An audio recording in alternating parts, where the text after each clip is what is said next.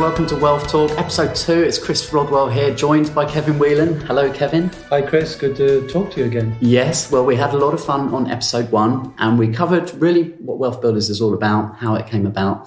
And one point I want to pick up on is you mentioned 95% of people who wish to become wealthy, financially independent, never make it. Yeah. Tell us a bit more about a reasoning behind that, Kevin, and how you can identify whether you maybe are one of the 5% that will make it. Oh, that would be a bit scary. Of course, 95% of people don't make it. Only 5% do. And the skill in WealthBuilders is really trying to help more people reach that. But there's a little bit of self-analysis you can do. You know, in the number of years that I've been talking to people and helping them create financial independence for themselves, I noticed, Chris, there are 3 groups of people, right? I call them the 3 Ds. And it doesn't take me more than about 5 minutes to work out who you are and whether you're likely to be part of the 95 or part of the 5. Would you like to know what they are? Oh, yes, please. They're called the 3 Ds, which is the drifters, which is not the music group, by the way. These are people, the drifters are people who read a lot, think a lot, aspire a lot. You know, they think they would like to be wealthy. They have a feeling they'd love to be wealthy. We call them the course junkies sometimes. Right. Okay. A lot of shelf help. We've heard all of the jokes about that. But genuinely, you know, you can tell that they remain drifting and have aspirations. But in fact, sadly, while we're joking about it, is a sad consequence that they simply will remain financially insecure for the rest of their lives. And that's a very bad place to be. And I think the main reason for that is they just drift from day to day. It's, you know, this idea of being caught in the rat race or caught in some tyranny of a daily routine, that they don't allow themselves the time, they aren't willing to find the time to get the right education, the right support and the right connections to pull this together as a plan.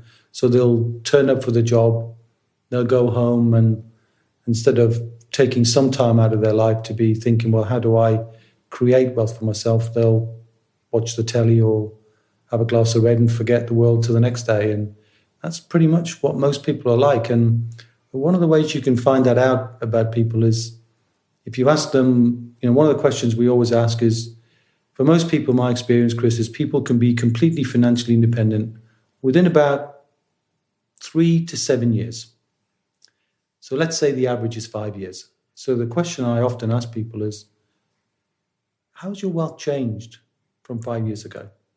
What have you done that's made you wealthier 5 years later? So if you go back 5 years and look now, how more wealthy are you than where you were before? And for most people, the answer is, they're not wealthier at all. You know, in some cases, they've either gone backwards or they've stayed exactly the same. In fact, you have almost, I would say, your catchphrase of never let a month go by without building your wealth. Well, exactly right. And, you know, you don't have to spend too much time. A couple of hours a month is enough time. You'd think 2 hours a month people could spend, not just to learn something, but the key is the doing. And one of the dangers, I think, with the drifters is they want to seek so much information, but they'll act on nothing. You know, so they'll do this course and then they'll do that course and then they'll do the next course and they'll do the next course. And instead of stopping after course 1 to decide whether it's the right thing to do, whether they can see whether it's something they can take action upon, and seek out who else has done that, what did they have to learn, what did they have to do to make this whole process quicker, this concept of connections we talked about in episode 1. They won't do that. They'll just do the education piece. And then, I need to know something more now. I need to know the next thing. And they keep going around this sort of intellectual merry-go-round. And of course, merry-go-rounds or roller coasters are great when you're a kid, but not as you get older. You know, they make you sick after a while. So what you're saying really, not a good place. Is you need to take responsibility for building your own wealth. And taking action to do that. And I recommend, you know, if I could tweet this right now, I would tweet it loud and clear. Never let 30 days go by without doing something that's very positive, that you know is adding some form of asset, some form of wealth building actions in your life. And of course, during the course of the podcast, we'll be talking more about assets and what those assets are. But, obvious things like even just putting a bit more money into the market, looking to see whether you could engage in some property, maybe doing something on the side to generate income that could reduce your debt. So, there's always ways you can do something to create more wealth. There's no doubt about that. If I meet anybody, if they're willing to do it, they will create more wealth every single month. But the drifters will never do that. Okay. Recognize some of those, Chris? Yes, indeed. So that moves us into the second D. Yeah, the second D. Now, there's nothing wrong with the second D. The second D is what I call the DIYers. Now, the DIYers are not drifters. They're willing to get their hands dirty. They're willing to get involved and do something. And that's good. But one of the issues with DIY is, there are some things you can DIY, simple things. Like I could probably turn my attention and, wire a plug, but I wouldn't do my own teeth, So there are some things you should DIY and some things you should not. And one of the consequences of the DIYers is they actually can't get to a place of trust. They don't find anybody that they can truly trust. And, they're unwilling often to make connections. They want to do everything on their own. They live their life almost in a trial and error scenario. And while they can make some progress, and I have to say, the beginning of my wealth building life, I was a DIYer.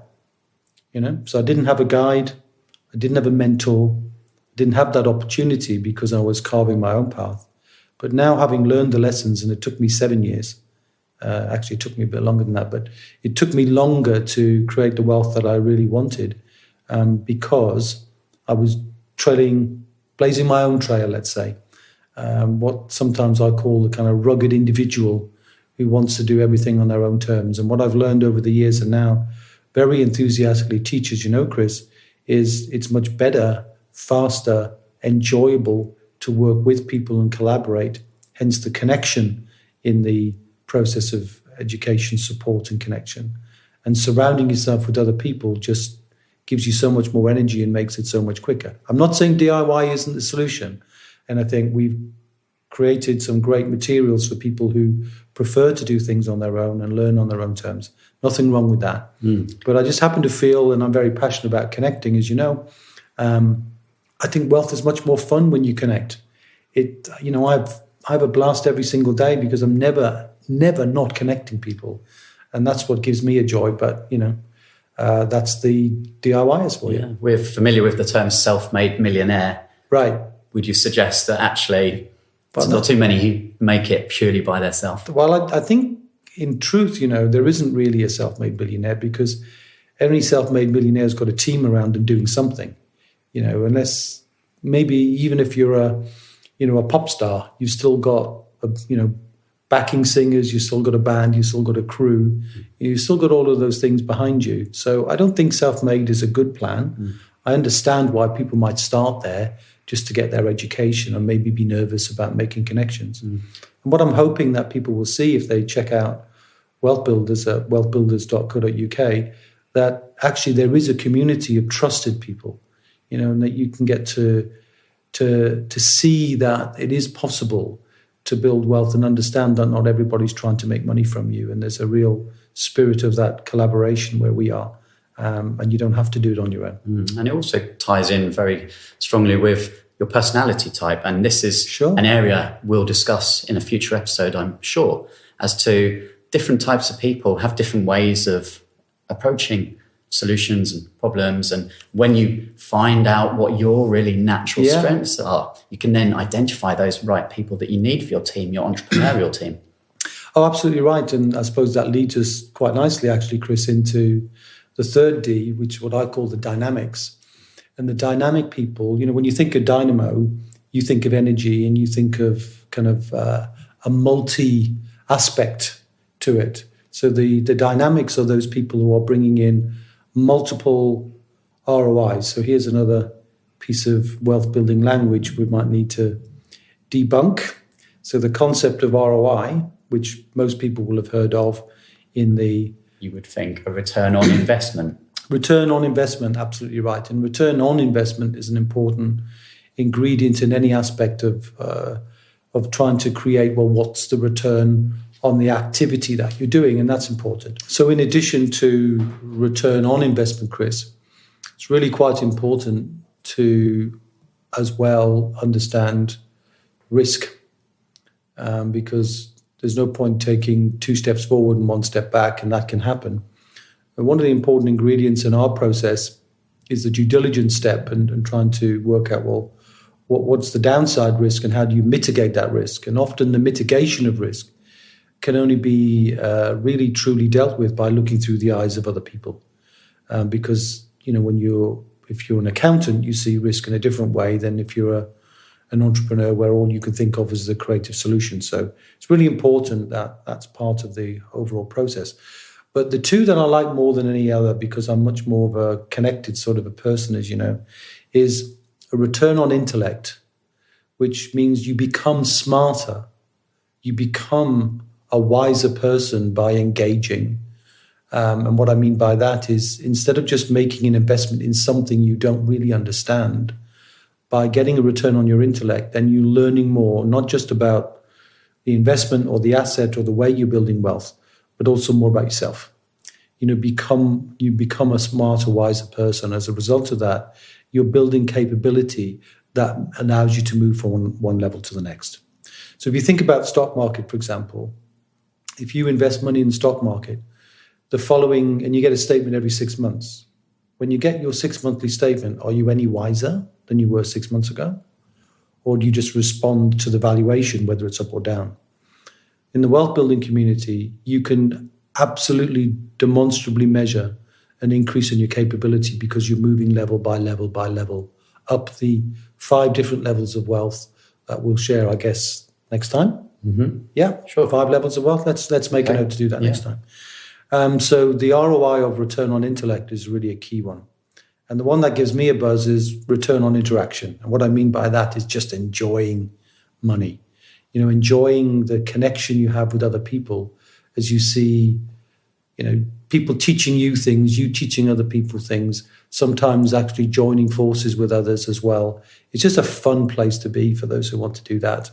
And while I recognize that's not for everyone, I think there's definitely an aspect of enjoying what you do with money and enjoying building your wealth rather than just simply parking it and not really feeling like, you're in control, so you're not in control of the return on, of your investment, but also you're not really enjoying it. Again, you just get a statement, not too much enjoyment.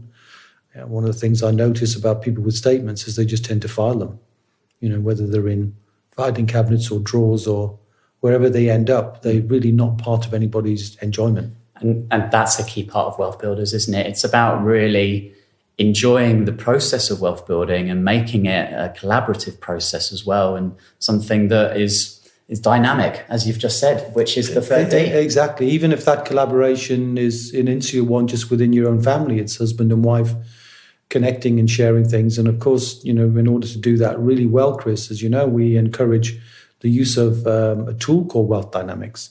And again, more of that probably on another podcast. We could do a whole episode on Wealth Dynamics, and we will do very soon. Well, let's do that, because Wealth Dynamics is a fascinating area which helps you discover what your natural flow of building your wealth is. And as we know, wealth is a process of flow. Wealth is money flowing from the creation of value. So you have to know yourself to know what makes you feel like you're really enjoying it. You can tell as we're talking, my flow is in connection, right? Somebody else's flow might be something else. So you have to find your own flow, and that tool helps you identify that. And therefore you find your path that's unique to you. So while we talked in episode 1, there's a 7-step process, or there's a step-by-step process, the steps are not the same for everyone. Yeah. So in summary then, for episode 2, the 3 Ds, for someone listening right now who's trying to figure out, where am I then? Am I drifting at the moment? And if I am drifting, how do I move up to the next stage? Well, if you're drifting and you know that you're going to continue to drift, tune out. Don't listen to episode 3 because it'll be pointless. But if you want to take first step, just have a look at the website, wealthbuilders.co.uk, and just tune in to some of the things that we're doing and trying to see if there's some tools and techniques we can give you to help yourself. So become a DIYer, but do something. The whole thing about DIY is doing, not just learning. So if you're willing to do something, we'll give you some things to do, some tasks that you can carry out for yourself, all on the website that will allow you to make some positive progress. And then when you're ready to know more, you can find out a little bit more about wealth dynamics and how to be a dynamic person where you're in control and in charge of your wealth, and you get there faster. So check us out. And we'll be talking about turning the wheel in future episodes, but really all we're asking now is just that you turn the key to open a door, because beyond that, you'll find the next opportunity. And that's really how the wealth building process goes, isn't it? It's just taking that one step at a time, learning a little bit more, and it opens up connections and new ideas, which accelerate the journey. Absolutely. And one final point, actually, I've just realized that there's an ROI that I think is entirely appropriate on which to end this. And it's not return on investment. It's not return of investment. It's not the return on intellect or the return on interaction. What is it, Kev? One, yeah. The final one is you're never more than one relationship, opportunity, or idea. So that's an interesting ROI. Relationship, opportunity, or idea away from a complete transformation in your wealth. So be curious out there. Seek out that one relationship, that one opportunity, that one idea, because that can escalate you up several steps at once. And I hope for a few people, Chris, that we might be that catalyst. You dropped a bomb there at the end. That's a big one to leave people on. Thanks for that one, Kevin. Okay. Really enjoyed this episode. Yeah, look forward to episode 3. Yeah, and we're going to touch the 5 levels and knowing your why and knowing your number. Knowing your number, that's a good one. Really important. Okay, we'll see you soon.